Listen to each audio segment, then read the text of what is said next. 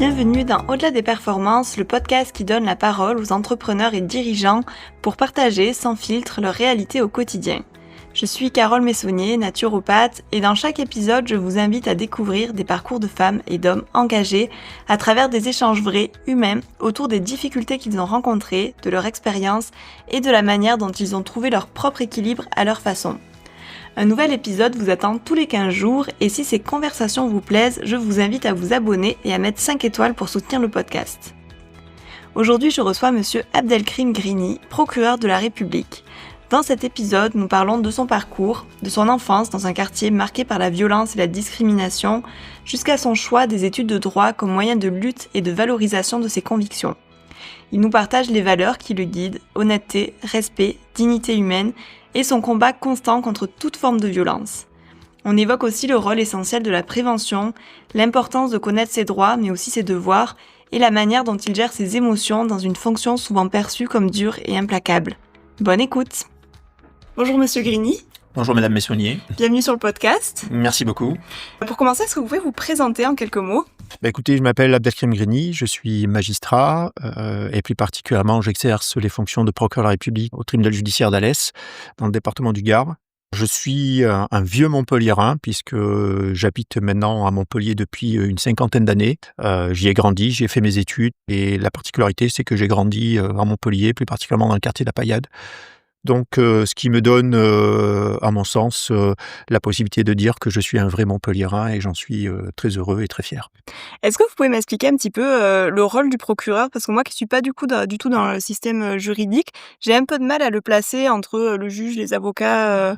Effectivement, c'est une particularité. Le procureur de la République est avant tout un magistrat. C'est un magistrat de l'ordre judiciaire qui exerce des fonctions juridictionnelles, qui a les mêmes attributions que n'importe quel magistrat du parquet, c'est-à-dire qui exerce des fonctions de poursuite, qui dirige l'enquête, il dirige la police judiciaire. Le procureur de la République, c'est celui qui va exercer les poursuites contre une personne contre laquelle il y a des soupçons d'avoir tenté ou d'avoir commis une infraction pénale.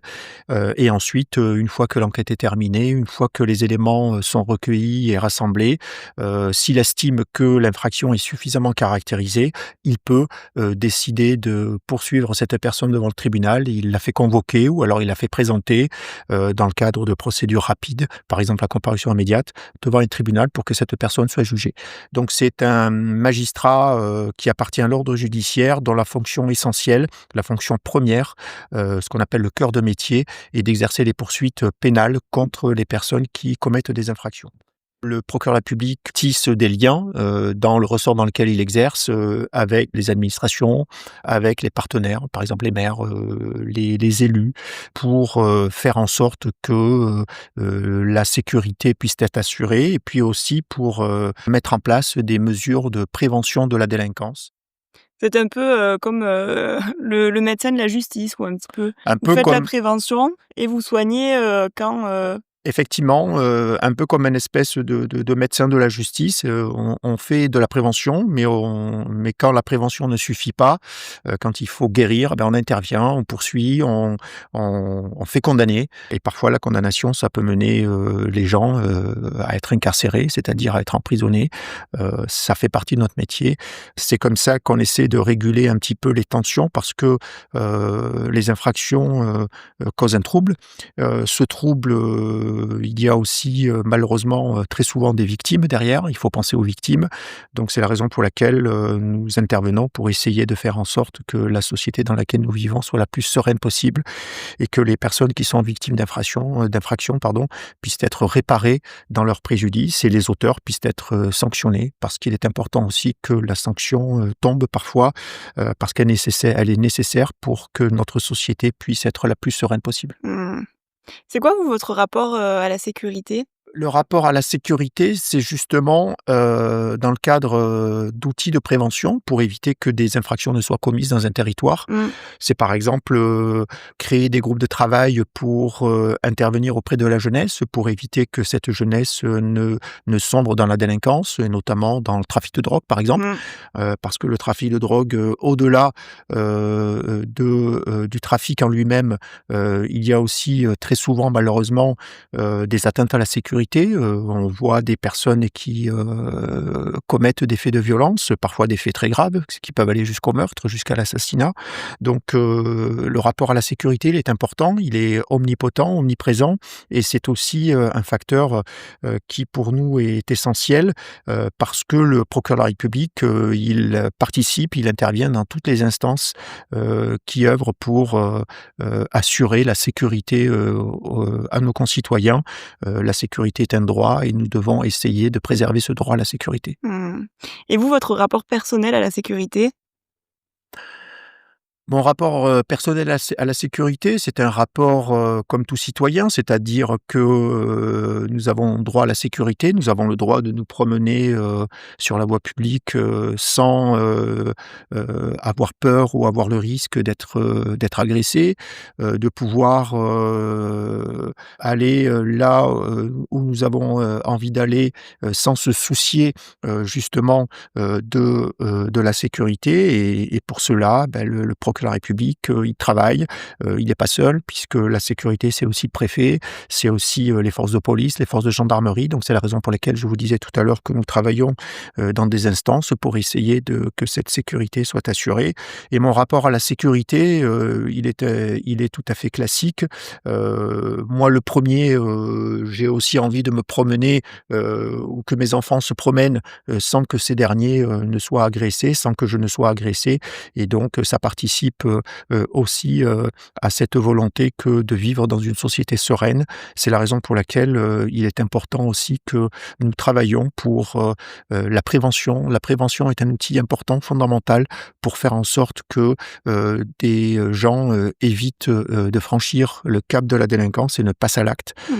On peut parfois sincèrement obtenir des résultats très satisfaisants, et malheureusement lorsque nous n'avons pas les résultats satisfaisants en matière de prévention, la répression est là pour prendre le relais et la répression fait partie, de mon quotidien. Mmh. Moi, je travaille du matin jusqu'au soir, tous les jours de la semaine, justement, pour, identifier, localiser, faire interpeller les auteurs d'infractions et les sanctionner, dans le cadre du respect de la loi et du respect de la procédure. Et comment vous avez fini, procureur? C'est quoi votre parcours, professionnel? Alors moi, j'ai un parcours professionnel, qui n'est pas très atypique, c'est un parcours professionnel, assez, classique. J'ai, fait des études de droit à la faculté de droit de Montpellier où j'ai, obtenu, à l'époque ça s'appelait un DEA, c'est l'équivalent d'un master 2 aujourd'hui en droit de la concurrence de la consommation. Moi à la base je voulais être avocat. J'ai été animé, dès mon plus jeune âge par, ce souhait, par cette envie, par cette volonté que de devenir avocat. On pourra en parler, tout à l'heure si vous le souhaitez, Ouais, avec et plaisir. notamment sur les raisons, qui m'ont poussé et qui ont fait que je voulais, devenir avocat.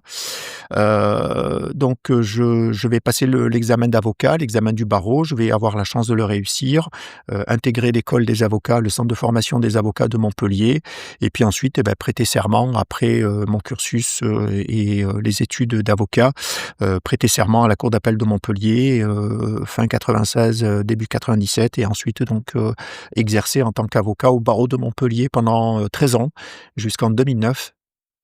Et ensuite en 2009, je vais, devenir magistrat.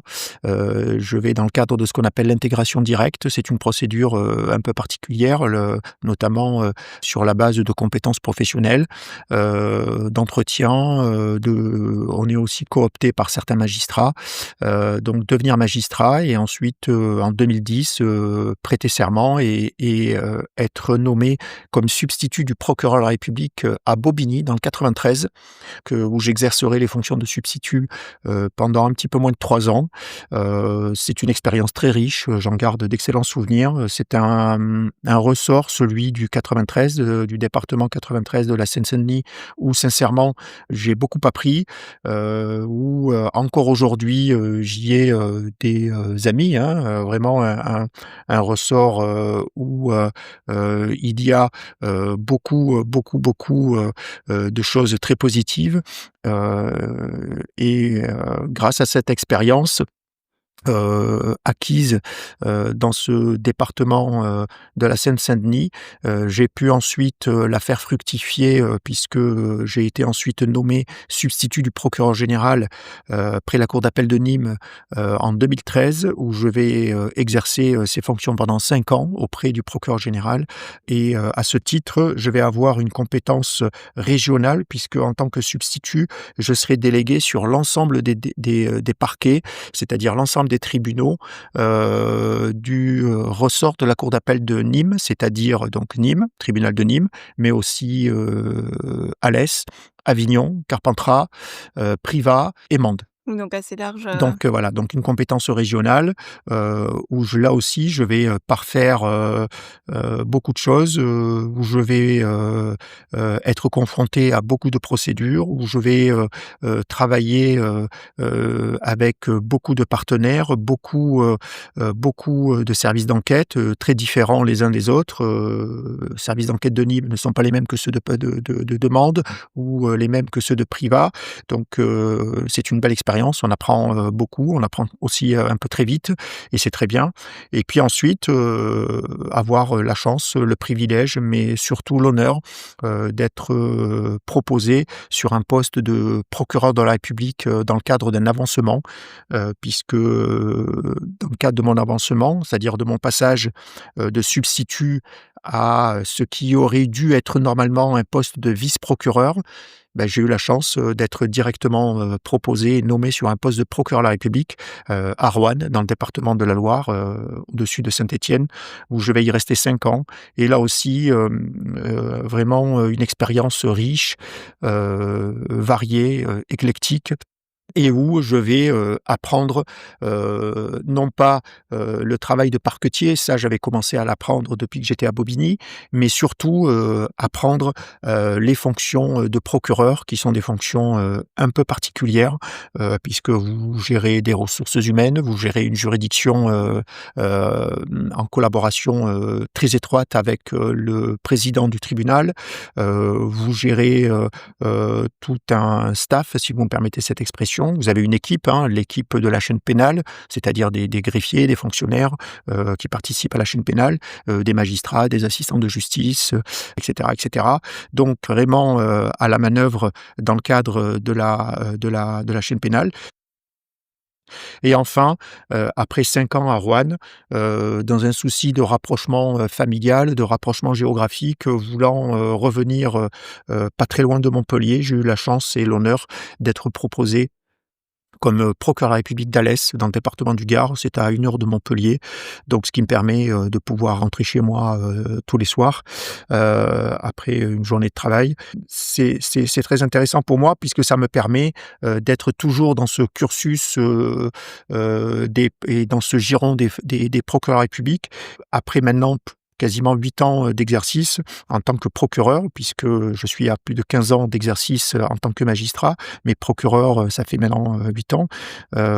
J'y suis, très, en tout cas, très bien, j'en suis sincèrement très heureux, très satisfait et je me rends compte que ce sont, des fonctions qui me plaisent énormément, et pour lesquelles, je me dévoue et comme je le disais tout à l'heure, vraiment, je compte pas mes heures parce que j'aime mon métier, j'aime ce que je fais et j'ai la chance d'exercer un métier, c'est pas le seul bien évidemment, il y a beaucoup de métiers, qui sont extrêmement utiles, mais en tout cas un métier utile et qui me permet, en tout cas, d'avoir le sentiment, d'être, utile et de pouvoir, participer, à ce dont, je parlais tout à l'heure, c'est-à-dire à cette sérénité, au sein de notre société. Un métier qui nourrit vos valeurs finalement, C'est un métier qui est en adéquation, et qui nourrit mes valeurs puisque je suis très attaché, à beaucoup de valeurs, et donc c'est un métier qui me correspond, tant, dans ma personnalité que dans ma façon d'être et dans ma façon de vivre.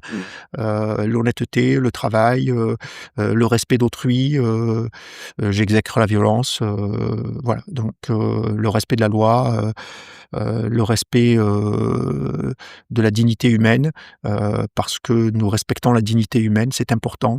On fait pas des enquêtes comme ça, à la volée, voilà. On a un code de procédure pénale, que nous respectons et qui, a le souci du respect de la dignité, humaine et du respect des droits de la personne. Mmh. C'est quoi du coup, tout à l'heure vous m'avez dit, que potentiellement vous pouvez développer, votre envie d'aller dans le droit, d'être avocat, ce qui vous a poussé un petit peu, Ce qui m'a, sur ce chemin? Ce qui m'a poussé vers le chemin, des études de droit, bah, je pense que c'est un petit peu, lié à mon enfance, la petite particularité, je dirais, de mon cursus, elle est que, moi, je suis un enfant issu de l'immigration. Je suis né au Maroc, je suis arrivé en France, j'avais à peu près 4 ans. Mon père était ouvrier agricole à l'époque, en France et ma mère, moi et mon frère, étions, au Maroc. Nous vivions au Maroc et mon père, vivait ici en France, il travaillait. Et via le regroupement familial, nous allons pouvoir, mon frère, ma mère et moi, venir, dans la région de Montpellier, à Saint-Gély-du-Fesque exactement, pour être précis, un domaine des Vottes. À l'époque, il y avait une grande exploitation agricole. Mon père y était ouvrier et j'arrive en France, je découvre la France, pays que je connaissais pas. Puis, progressivement, je vais commencer à aller à l'école et puis, apprendre le français, découvrir la culture française, et aimer cette culture, aimer cette langue.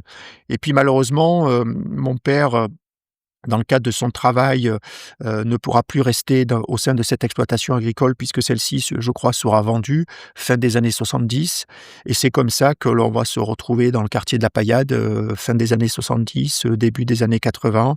Mon père, ma mère, mon frère, et moi et puis, une petite sœur puisque entre temps, une petite sœur est née, et arrivé dans ce quartier de la Paillade et là, pour moi, c'est un choc, puisque je découvre, la vie, dans la cité, avec, des choses, qui sont, difficiles, avec, de la violence, avec, des rapports de force, et ça, ça vous nourrit, et puis je vais grandir dans cet environnement. Je vais, bien évidemment continuer à aller à l'école, finir, l'école primaire, ensuite aller au collège à la Paillade. J'aurai la chance d'être plutôt bon élève, d'être plutôt sérieux et d'avoir envie, vraiment, de m'en sortir grâce à l'école parce que j'avais compris, très jeune, tout petit déjà que si je voulais m'en sortir, bah, il y avait que l'école qui, me le permettait, seules les études, me permettaient à mon sens, de pouvoir, espérer, heu, sortir et m'extraire de cette condition. Mon père était ouvrier, heu, on n'avait pas de fortune personnelle donc je ne pouvais pas espérer, sur, Un un héritage ou, héritage ou sur la transmission d'une entreprise, si mon père avait été, chef d'entreprise, c'était pas le cas. Mon père était un simple ouvrier, donc il gagnait, juste, pour nous permettre de vivre correctement et dignement, et la famille va s'agrandir puisque in fine, nous serons 6 enfants à travers, donc cette vie, économiquement difficile, je vais aussi, hem, subir, notamment lorsque j'étais adolescent, une espèce de discrimination, sociale, territoriale, puisque lorsque vous habitez dans ce quartier, vous êtes stigmatisé, vous êtes, catalogué, parce que c'est un quartier qui, déjà à l'époque malheureusement, avait, une réputation, qui était, plutôt, sulfureuse et je peux vous dire que c'est une, réputation qui est galvaudée parce que l'immense majorité des gens qui habitent dans ces quartiers sont des gens, extrêmement honnêtes, extrêmement, bien, intégrés et qui agissent dans le respect de la loi et dans le respect des valeurs républicaines. L'immense majorité, alors effectivement, vous avez une petite minorité qui s'en affranchit et c'est malheureusement celle-ci dont on parle. Je peux vous citer, des dizaines et des dizaines et des dizaines d'exemples d'amis, de potes, qui ont grandi dans les mêmes conditions que moi, qui ont vécu les mêmes choses que moi et qui aujourd'hui, sont, des pères de famille, honnêtes, qui travaillent. Certains sont, ouvriers, d'autres sont, des, techniciens, des ingénieurs, des médecins, des fonctionnaires, des professeurs, des gendarmes. Moi, j'ai un ami qui est gendarme du côté de Toulouse, qui est issu du quartier La Paillade et qui a, par exemple, enquêté sur l'affaire Jubilard. Vous voyez? C'est un voilà. Donc, ce sont des gens. J'ai même, quand j'étais, substitut à Bobigny, retrouvé un ami d'enfance qui était, je savais pas qu'il était devenu policier parce que je l'avais un petit peu perdu de vue et je l'ai retrouvé à Bobigny. Il est policier dans le 93 et il était, à la PJ, police judiciaire, de Bobigny. Je crois qu'aujourd'hui, il est du côté de Nanterre. Donc, voilà, c'est ça aussi le quartier La Paillade. C'est pas que des voyous et des trafiquants de drogue. C'est voilà, sauf qu'on parle que des voyous et des trafiquants de drogue. Donc, discrimination sociale, discrimination, territoriale, mais aussi, discrimination, raciale. Ça vous le subissez aussi, quand vous avez envie d'aller vous amuser, quand vous voulez aller, par exemple en boîte de nuit, à 20 ans, faire un petit peu comme tous vos camarades, qu'on vous refuse l'entrée. Donc, voilà et donc, adolescent, ayant conscience un petit peu de tout ça, je voulais un petit peu moi lutter contre tout ça je vais commencer par un parcours associatif. Je vais commencer par, intégrer une association de quartier, la JPPN, Association Jeunes Phobos Payette Nord, qui, va, nous faire réaliser beaucoup de choses et nous faire comprendre que la violence, ça ne règle rien, que, le combat associatif, est un moyen pour justement lutter contre, les violences, contre le racisme, contre les discriminations et c'est comme ça que je vais commencer à militer et c'est comme ça que va naître en moi cette envie, justement, de militer et tout naturellement, vers 15-16 ans, les études de droit m'apparaissaient comme étant des études, vers lesquelles je devais me diriger, parce que pour moi, faire du droit, c'était déjà connaître la loi et connaître la loi, c'est important. C'était aussi un moyen, en connaissant la loi, de faire valoir ses droits et faire valoir ses droits, c'est important aussi. Même si j'oublie pas que j'ai des devoirs et que même à l'époque j'avais des devoirs, et c'est comme ça que naîtra en moi l'envie de faire des études, de droit et de devenir avocat pour défendre, pour continuer à militer, continuer à porter certaines choses et en tant qu'avocat, notamment, avec, une association, nous, porterons devant le tribunal, de Montpellier, l'affaire dite des testings. Ça a été, je crois, une des premières fois en France que ça se faisait, c'était en 97-98. C'est quoi du coup l'affaire des testings? L'affaire des testings, c'était, des testings qui étaient organisés par une association, de jeunes, qui militaient, contre le racisme, notamment à l'entrée des boîtes de nuit, la discrimination, à l'entrée des boîtes de nuit, au faciès, hein. Lorsque vous étiez de type maghrébin ou de type, africain, asiatique, votre chance de pouvoir, entrer dans la discothèque, était très limitée, voire quasi nulle.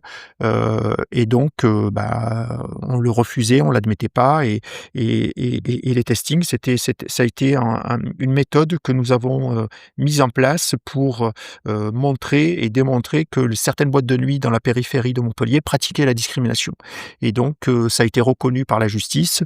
Nous sommes allés jusqu'à la Cour de cassation qui a reconnu, le testing et ça a été une belle victoire. Ça a été, je crois, une des premières fois que ça se faisait en France et notamment en matière, d'entrée en boîte de nuit et donc, ça a été pour moi en tant qu'avocat, le prolongement, de ce militantisme que j'avais, commencé, à mon adolescence. Voilà, donc tout ça fait que quand vous êtes là-dedans, mmh, vous avez envie de je dirais de lutter, vous avez envie de vous battre. Il y a 2 moyens de lutter, il y a 2 moyens de se battre. 1er moyen, c'est la violence. Mais la violence, moi, c'était pas pour moi. Déjà parce que j'exècre la violence et puis deuxièmement parce que la violence, ça ne règle rien. Et puis souvent, quand vous exercez la violence, vous êtes le perdant à la fin. Et puis, 2e moyen, c'est celui vers lequel moi, j'ai tendu, ça a été, de faire des études, de faire du droit, de devenir avocat, de me battre devant les tribunaux, de faire appliquer la loi, d'essayer de faire respecter la loi, de faire avancer la loi, de faire bouger la loi, de faire, modifier la loi et je le dis vraiment avec, beaucoup d'humilité et je pense, avoir, à mon petit niveau réussi, à faire, bouger certaines choses et ce que aujourd'hui je défends, encore plus et vraiment de manière plus forte, notamment à destination de la jeunesse, lorsque je m'adresse à la jeunesse, lorsque je me déplace dans des lycées, dans des établissements, scolaires, lorsque je parle aux jeunes, je leur dis: «Attention, ne tombez pas dans la facilité, ne tombez pas, dans, la violence, ne tombez pas dans la délinquance, ça ne règle rien, ça ne résout rien. Au contraire, essayez de vous élever, vraiment de donner le meilleur de vous-même et vous verrez que vous-même, vous les premiers, vous serez étonnés par toutes les qualités, dont vous disposez. Il suffit, de travailler, il suffit d'en vouloir, il suffit, d'aller, de l'avant. Peut-être, ça sera difficile, mais quand on veut, on peut et vraiment, donner le meilleur de vous-même et c'est comme ça que vous allez vous élever et c'est comme ça que vous allez progresser et c'est comme ça que vous resterez digne. Voilà un petit peu le message que j'essaie de faire passer donc voilà l'envie de faire, du droit, l'envie, d'aller vers la loi, elle se caractérise un petit peu par tout ce que je viens de vous dire, par cette, voilà, par cette, adolescence, particulière dans laquelle j'ai vécu, dans mon quartier, où j'ai vu pas mal de choses, où j'ai, vu ce qu'est la violence.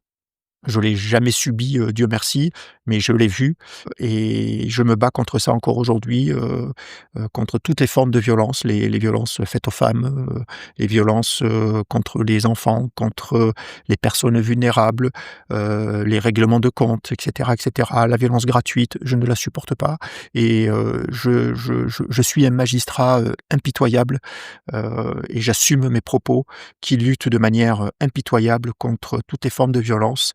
Les gens qui travaillent avec moi le savent, et j'essaie vraiment de lutter contre cela, parce que la violence est une véritable gangrène et la violence, elle est, génératrice de beaucoup de maux, MAUX, dans notre société et vraiment, pour moi, c'est une des priorités. C'est pas la seule, hein, mais c'est une des priorités parce qu'il n'y a pas que de la violence dans notre société. Il y a aussi du trafic de drogue, il y a, aussi, des atteintes aux biens et cetera et en tant que procureur, voilà, nous essayons de lutter, contre tous ces maux de la société, contre toutes ces infractions, qui, viennent, malheureusement, enquiquiner, le quotidien de nos concitoyens. Mmh. Ça a été quoi vos, garde-fous, dans votre jeunesse? Parce que c'est pas toujours, évident j'imagine, quand on est face à la violence, de pas, répondre par la violence. Ça a été quoi qui vous a gardé, hors de ce chemin-là? J'ai eu la chance, je pense, d'avoir, une famille structurée, d'avoir, des parents, aimants, des parents, présents, et des parents cadrants. C'est important. Ma mère est une mère, qui aime ses enfants. Ma mère est une mère qui, s'occupe de ses enfants, qui s'est beaucoup occupée de nous, lorsque nous étions enfants, qui, nous a, témoigné, nous a donné, énormément d'amour. à tous mes frères et sœurs, ainsi qu'à moi. Et mon père était un père, présent, était un père cadrant, un père, sévère, qui avait de l'autorité, qui avait même une espèce d'autorité naturelle et qui faisait que lorsque nous étions enfants, on le craignait, hein, forcément. C'était une Mon père était une personne qui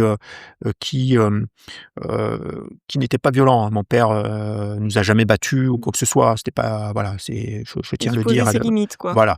Mon père, le simple fait d'hausser le ton, ça suffisait pour, comprendre les choses et pour, ne pas continuer, dans sa bêtise et on savait que voilà.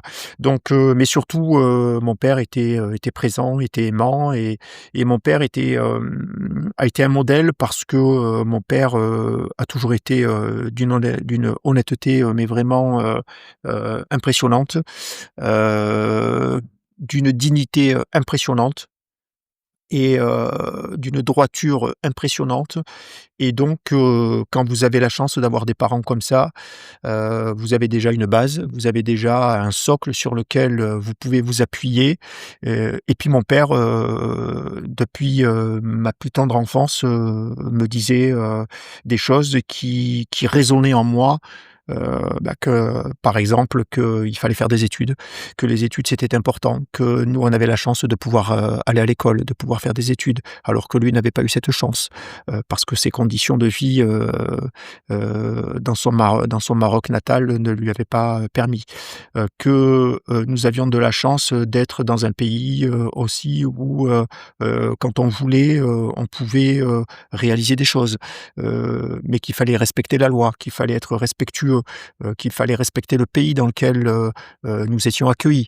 Mon père avait, toutes ces valeurs et puis, vraiment ce sont des choses qu'il nous disait quand nous étions, petits. Moi je me souviens, souvent l'image qu'il nous transmettait et la métaphore qu'il faisait, c'était puisqu'à l'époque nous étions, tous de nationalité marocaine, puisque, mon père était marocain, ma mère aussi. Moi, je suis né au Maroc, donc je suis, marocain, de père et mère. Mon père nous disait: «Mais nous sommes comme des invités» et quand nous sommes invités, quand nous allons chez des gens qui nous invitent, on respecte, le domicile, on met pas les pieds sur la table, on crache pas par terre et cetera et cetera. Donc voilà, donc mon père, aimait, profondément la France et il l'a respectée. Mon père est décédé depuis maintenant malheureusement 5 ans. Il est enterré, sur la commune de Juvignac, au carré musulman de Juvignac et donc mon père, à travers toutes ces valeurs, m'a appris beaucoup de choses et m'a surtout appris que la violence, c'est pas un mode normal de règlement des conflits. Mmh. Ça, je l'ai appris, de mon père et très jeune. Je vais vous dire une chose, qui va peut-être vous surprendre, mais je vous jure que je vous dis la vérité. J'ai grandi dans un environnement, plutôt violent. J'ai grandi dans un environnement, plutôt, difficile. Je ne me suis jamais battu de ma vie. Je n'ai jamais tapé personne de ma vie. Je n'ai jamais tapé personne de ma vie, je ne me suis jamais battu, de ma vie. Ça ne m'a absolument pas empêché d'être respecté. J'ai été respecté à la paillade, heu, parce que les gens, me connaissaient j'avais la chance, voilà, de pouvoir, trouver les mots, MOTS, avec lesquels, m'exprimer, avec lesquels parler et même des gens qui, étaient des gens, à la réputation, un peu, Bagarreur. bagarreurs, violentes, me respectaient et puis, j'ai jamais eu, besoin d'avoir recours à la violence, et ça, j'en suis, vraiment, très fier et très heureux parce que, je n'aime pas ça et c'est pas ma nature et c'est pas ma personnalité. J'ai du tempérament, Mmh. j'ai de la personnalité. Je vous le dis avec beaucoup d'humilité et vraiment, sans prétention aucune. Je sais que je dégage, une espèce d'autorité naturelle, que je dégage quelque chose d'assez fort, par ma manière de m'exprimer, par mon tempérament, peut-être aussi par, mon visage, par mon regard, mais je, déteste la violence et la violence physique, je n'aime pas ça. La violence verbale, la violence, psychologique, je déteste ça et vraiment, je me sens bien comme je suis, mais dans mes fonctions, lorsqu'il faut être ferme, je le suis, lorsqu'il faut, taper du poing sur la table, je sais le faire, lorsqu'il faut dire les choses, avec, autorité, je sais le faire. À l'audience, j'ai pas la réputation d'être un magistrat, qui, je dirais, se laisse intimider ou se laisse impressionner, au contraire. J'ai plutôt la réputation d'être un magistrat, qui n'a pas sa langue dans sa poche, et qui n'a pas froid aux yeux, dans le respect bien évidemment de la personne et de la, dignité de la personne. Mais voilà, j'exerce l'autorité et je sais faire preuve d'autorité quand c'est nécessaire. Voilà, donc la violence, pas pour moi. Mmh. Mmh. C'est marrant parce qu'au final, enfin, «marrant» entre guillemets, parce que la violence, vous l'avez, contournée par vos mots et Mmh. par votre manière de communiquer et par ce que vous dégagez. Quand on a échangé là pour préparer ce podcast, vous m'avez dit, que souvent aussi la violence c'était pour les personnes qui étaient à court d'arguments Oui. et que ça passait par là et peu après c'était assez,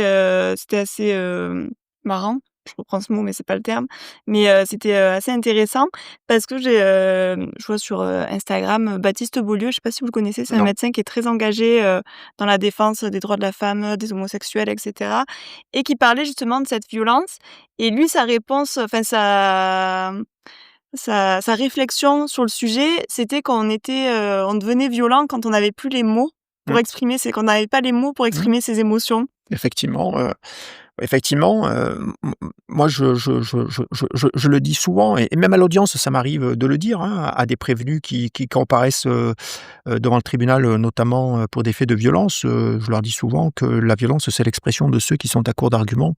C'est parce qu'ils sont pas capables de verbaliser, parce qu'ils sont pas capables d'exprimer leurs émotions, via, des mots, que, malheureusement, ils en arrivent à la violence et que la violence, c'est pas une force, c'est une faiblesse et que faire preuve de violence, c'est pas être fort, c'est pas être c'est pas que, on montre pas sa force, par la violence, au contraire, on montre sa faiblesse, par la violence et que la violence, c'est facile, n'importe quel imbécile est capable de dégainer un coup de poing, vous voyez? Donc c'est pas faire preuve de je dirais, de force que de dégainer un coup de poing, moi au contraire, je dis souvent que c'est lâche, que, c'est la facilité, que, il y a plus de difficultés, certes, mais je pense qu'il y a plus, de dignité à, s'exprimer, à parler, à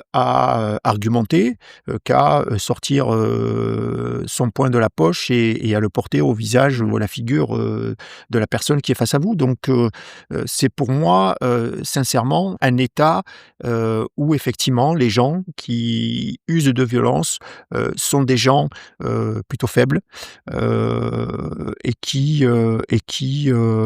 croient ou qui pensent que, la violence, c'est un certain apanage ou non, non, non, la violence, c'est laid, c'est bas, déjà c'est et puis c'est interdit par la loi, c'est une infraction, pénale que d'être violent, que d'exercer de la violence et puis moralement, aussi, c'est pas admis.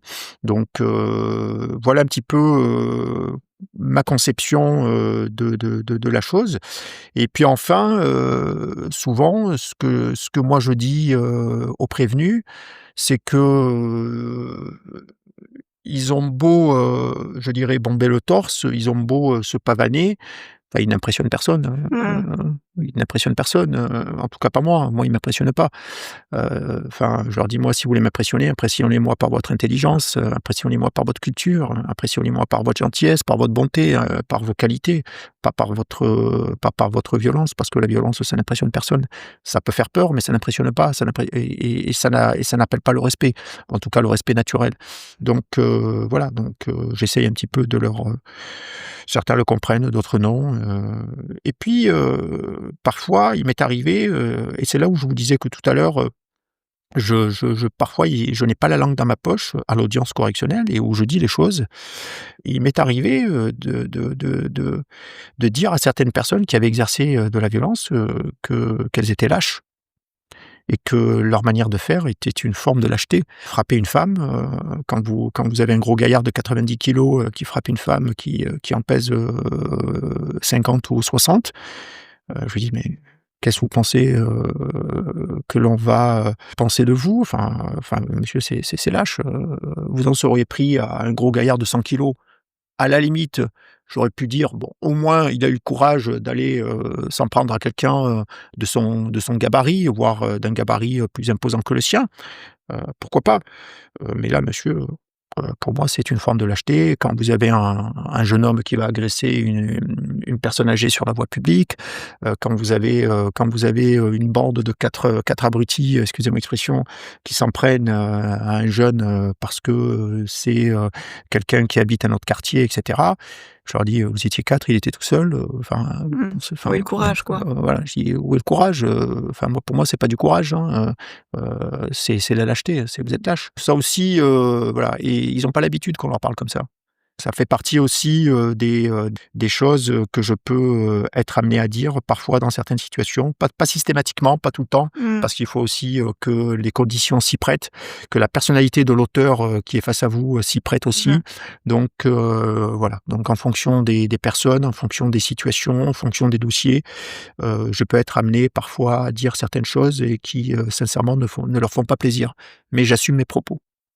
Et vous, du coup, analyser et exprimer, vos émotions, vos ressentis, c'est quelque chose qui a toujours été, naturel et facile pour vous? C'est quoi votre cheminement par rapport à ça? Moi,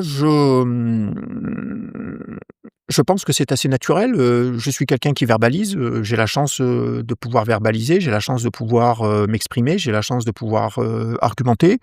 Mes émotions, oui, bien sûr, moi aussi, comme tout le monde, hein, j'ai des émotions, je ressens des choses, je peux être en colère, hein, ça m'arrive aussi d'être en colère, mais je me contrôle, je tape personne, je casse rien, je peux être ému, par une situation, je peux être touché par une situation, bien évidemment, après, les émotions, on apprend à les gérer, on apprend, à les canaliser, on apprend, à les contenir, à les maintenir. Quand ce sont des expressions qui, peuvent, je dirais, être, extériorisées, on les extériorise, voilà, moi je vais au cinéma, je vois un film qui va me toucher, qui va, m'émouvoir. Je vais bien évidemment, voilà, en parler, avec la personne avec laquelle je suis.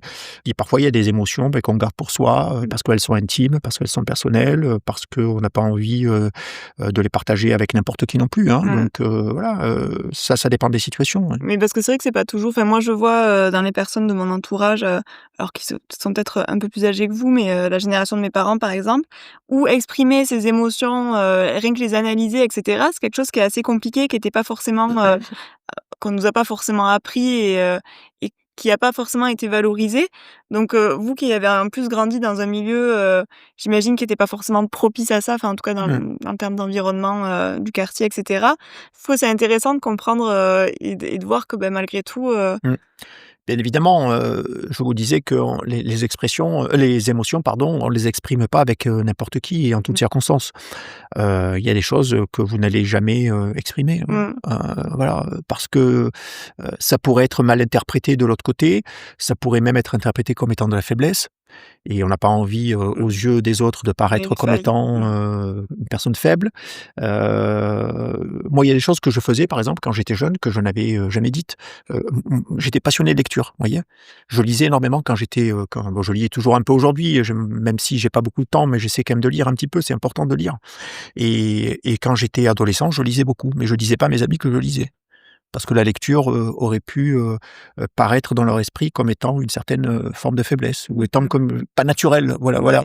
Ouais. C'était plus naturel, d'aller, Au gambader, foot, voilà, jouer au foot, aller, faire les 400 coups à l'extérieur, mais rester dans sa chambre, ou dans son salon et lire un livre, c'était pas quelque chose, vous voyez, de naturel. Moi, ouais. j'aimais ça, j'aimais beaucoup lire, j'y ressentais des émotions. Mais c'était des choses que je gardais pour moi, vous voyez? Que je n'exprimais pas parce que c'était, Intime.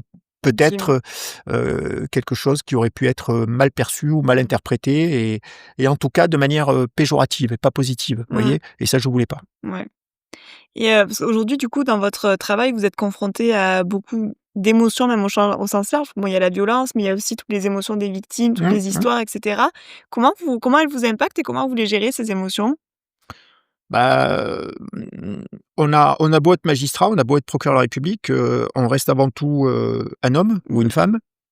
Un être humain, avec, ses émotions, ses ressentis, et oui, ça m'arrive, très régulièrement d'être touché par une victime, d'être touché par, ce qu'a, enduré une victime, ce qu'a subi une victime, mais aussi, je vais vous le dire, d'être touché par, le parcours de vie, d'un délinquant, Mmh. parce qu'il y a des délinquants qui sont extrêmement touchants. Mmh. C'est pas que des excusez-moi l'expression, c'est pas que des salopards, hein, ils sont il y a des délinquants sincèrement qui parfois, vont vous toucher, vont vous faire de la peine, vont vous renvoyer aussi à certaines images, Mmh. vont vous renvoyer à ce que peut-être vous avez, vu ou voire pourquoi pas même vécu quand vous étiez plus jeune, à travers, telle personne, à travers tel ami, à travers tel membre de votre famille.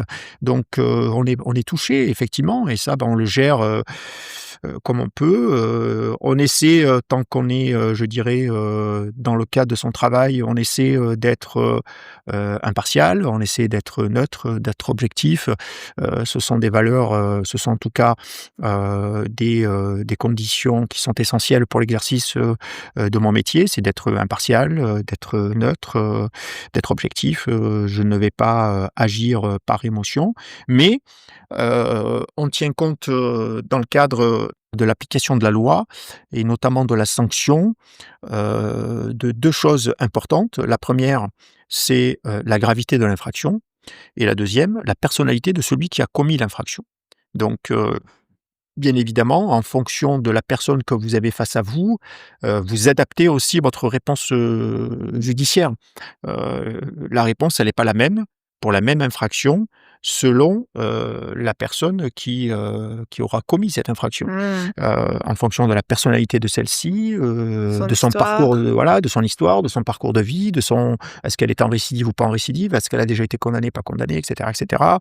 Voilà, donc c'est ce qui fait que la justice, elle est humaine. C'est que la justice, elle s'adapte, ou en tout cas, elle adapte, à la personne, sa réponse. C'est ce qu'on appelle le principe de la personnalisation de la peine. C'est important. Donc voilà, ça aussi, c'est quelque chose de je dirais, d'assez habituel dans l'exercice de notre fonction et de notre profession, en tant que magistrat.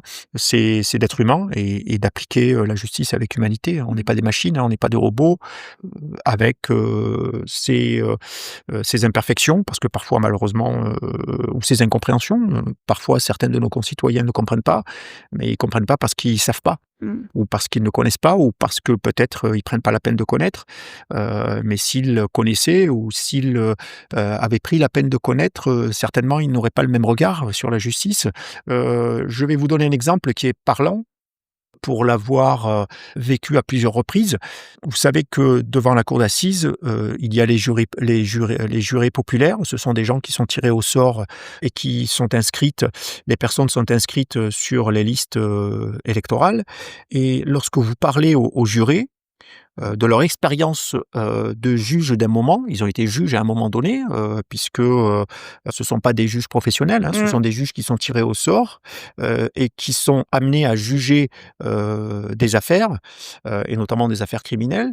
Lorsque vous leur parlez, lorsque vous leur demandez, un petit peu, de faire un débriefing sur leur expérience de la justice d'un jour, l'immense majorité de ces gens-là vous diront que, ils ne connaissaient pas la justice avant, que, certains d'entre eux avaient même, une opinion, pas très positive sur la justice, ou en tout cas une appréciation pas très positive sur la justice, mais qu'ils ont changé d'avis après avoir, vécu cette expérience de juge d'un jour parce que ils ont vu ce que c'était que de rendre la justice et surtout, ils ont vu, quelle était la complexité de rendre la justice et à quel point ça peut être très complexe et très compliqué de rendre la justice et que c'est pas quelque chose de facile, c'est pas quelque chose d'évident et que ce n'est surtout pas quelque chose, qui se fait, en claquant des doigts et que, eux ont été confrontés à cette difficulté et que, ils se sont rendus compte que, juger, c'est extrêmement difficile. C'est extrêmement difficile et donc lorsque vous partagez, cela avec ces personnes aujourd'hui, elles vous disent qu'elles ont aujourd'hui une appréciation, beaucoup plus indulgente sur, le métier, de juger. Mmh. Parce que là, vous m'avez expliqué du coup comment, vous gérez vos émotions, dans la manière de gérer votre dossier Mmh. et dans votre travail. Et moi, j'aimerais savoir, c'est vraiment dans votre quotidien, hors du boulot, comment, cet impact-là, vous le gérez? Vous le laissez enfin, vous le lâchez? Comment ça vous avez trouvé quoi comme, solution et comme, Après, retour? effectivement, on voit dans mon métier, on voit dans nos métiers de magistrat, malheureusement, parfois, voire même souvent, un peu le côté sordide, de la société et le côté sordide de certaines personnes. Mmh. Et je vous disais tout à l'heure que nous sommes des hommes et des femmes et que nous sommes, souvent, touchés par, la souffrance qu'a pu, endurer, qu'a pu, subir, une victime, comme, l on peut être touché par le parcours de vie, d'un délinquant.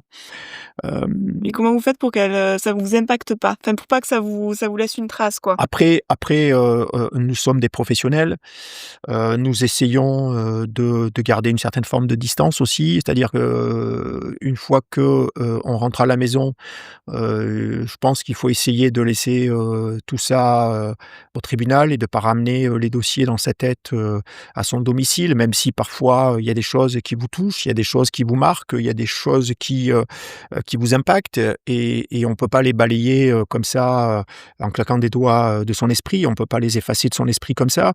Donc parfois c'est difficile. Moi, il m'arrive, oui, le week-end de ressasser, de repenser à certains dossiers, à certaines affaires, à certaines choses, à certaines audiences.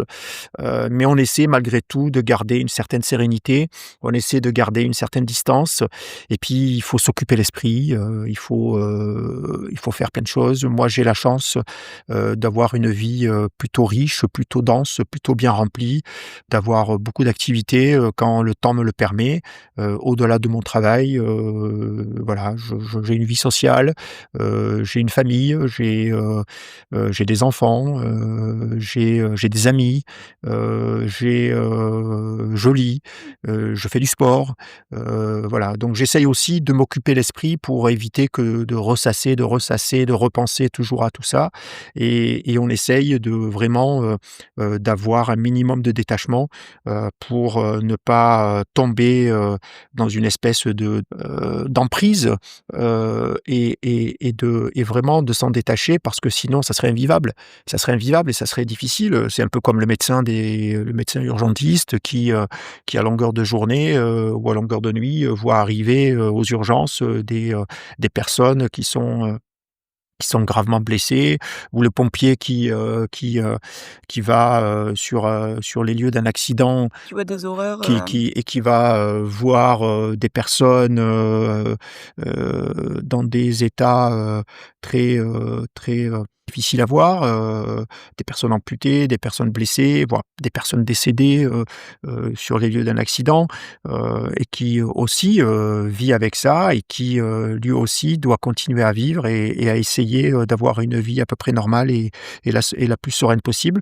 Donc effectivement, c'est pas évident, mais on essaie malgré tout, de se déconnecter et on essaye, vraiment de s'extraire, de cela, pour continuer à vivre à peu près normalement, même si, dans mon métier de procureur de la République, on est, procureur, 7 jours sur 7, 24 heures sur 24, hein, Mmh. mais voilà. Ouais, Mais ça il s'arrête faut jamais.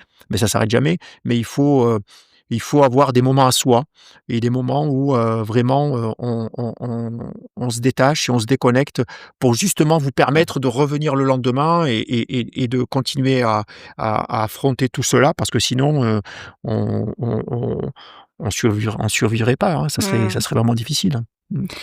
Vous, du coup, vous avez un rythme de vie quand même qui est assez intense. Mmh. Vous mettez quoi en place au quotidien pour prendre soin de vous?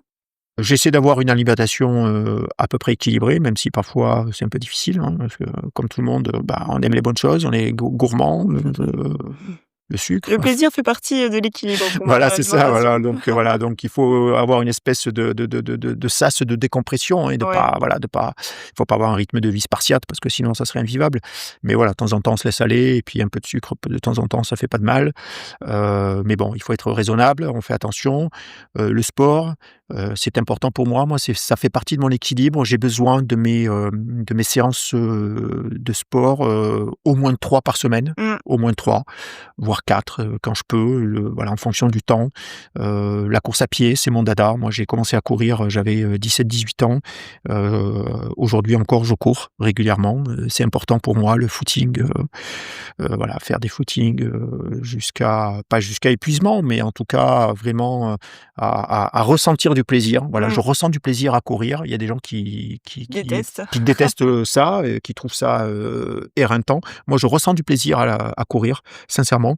Vraiment, c'est pour moi, c'est un peu paradoxal et je ressens du plaisir dans la souffrance, vous voyez?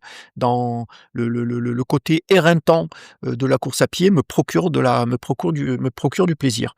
Ou en tout cas, j'en ressens du plaisir Et le fait peut-être aussi de dépasser un peu ses limites et d'aller un oui, peu, le fait de se challenger. se challenger, dépasser ses limites et puis, je suis pas en quête de performance, hein, je suis pas dans la performance. Moi, je cherche pas à faire des chronos, des choses comme ça. Mmh.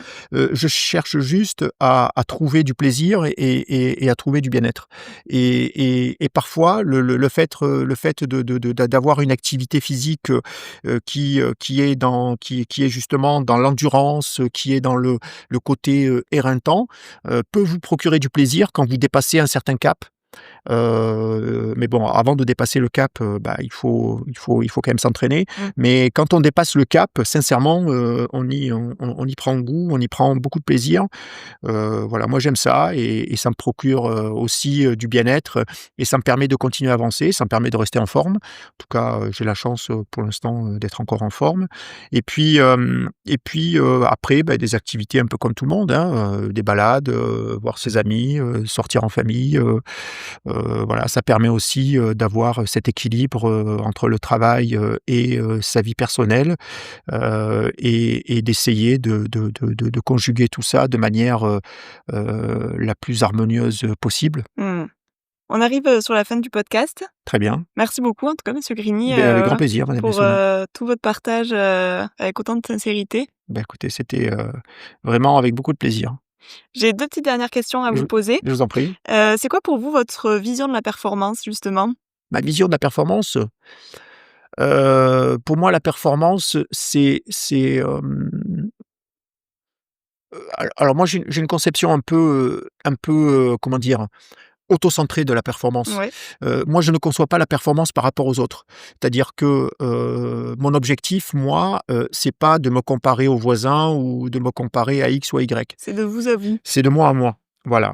La performance pour moi, elle est auto-centrée, elle est intime, elle est personnelle, elle est de pouvoir, tant que c'est possible, d'avancer au maximum. Mmh. de s'élever au maximum.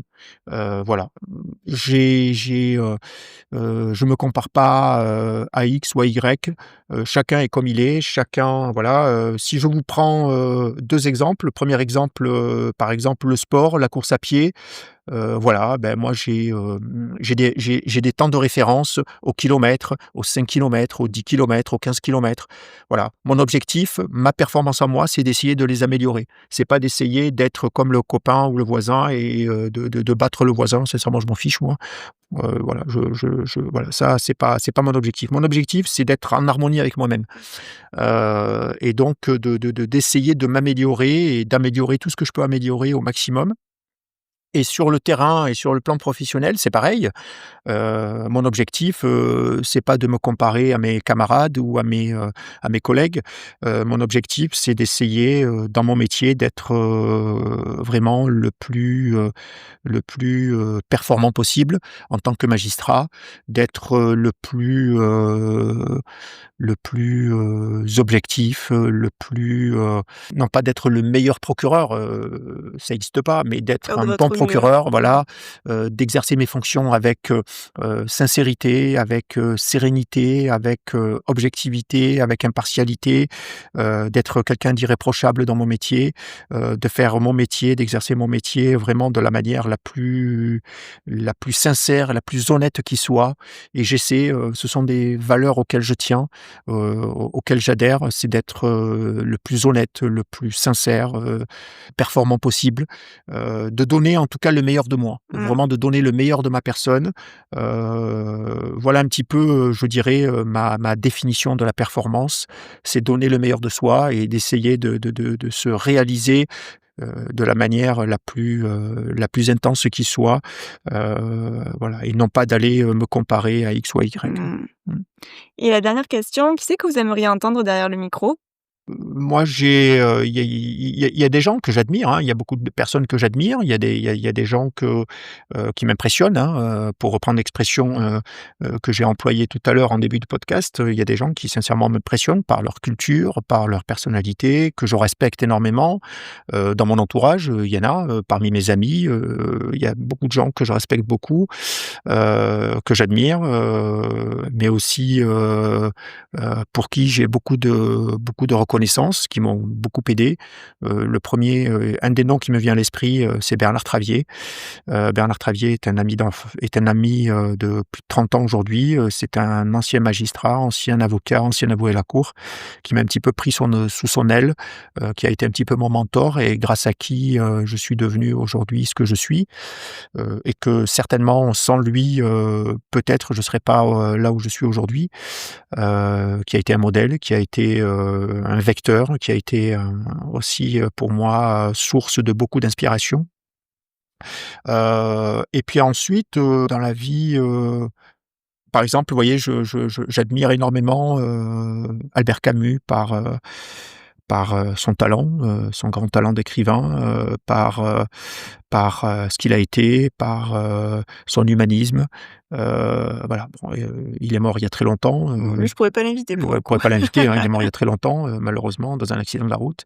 Voilà, mais c'est quelqu'un, voilà, que j'aime beaucoup. J'ai beaucoup lu, Albert Camus, quelqu'un qui m'a aussi beaucoup inspiré, et quelqu'un qui pour moi, était un grand humaniste, mais bon, c'est pas le seul, hein, je pourrais vous en citer, des dizaines et des dizaines, hein, mais voilà, vous m'en demandez 2, ce sont les 2 qui me viennent à l'esprit, un de mon entourage et un, que je n'ai pas eu le bonheur ou la chance de connaître, mais que j'ai Qui vous j'ai inspire. découvert, qui m'inspire par ses ouvrages et dont j'en ai lu, une bonne partie.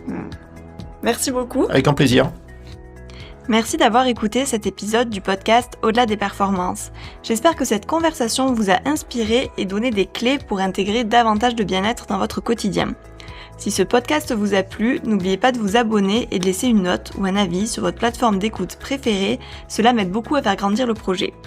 Pour continuer la discussion ou en savoir plus sur mes accompagnements, retrouvez-moi sur Instagram ou LinkedIn à Carole Messonnier. J'y partage régulièrement des conseils et des inspirations autour du bien-être et de la performance. Encore merci pour votre écoute et je vous donne rendez-vous très vite pour un nouvel épisode. Prenez soin de vous, à bientôt!